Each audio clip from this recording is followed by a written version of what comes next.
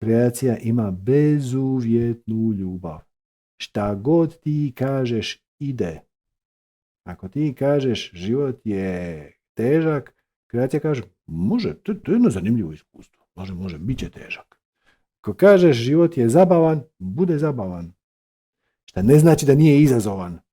Ali ako su izazovi dio zabave, onda ih jedva čekaš. Nije poanta proći kroz život šta glađe u smislu udobnije. Poanta je proći kroz život smisleno.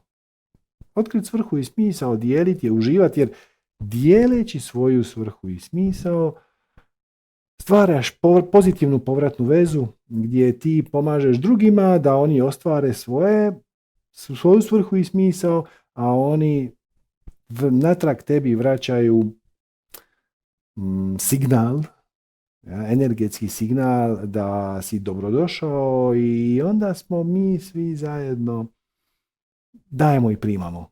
Kako je to Einstein prekrasno rekao, sve pojave su samo energija u interakciji s drugom energijom.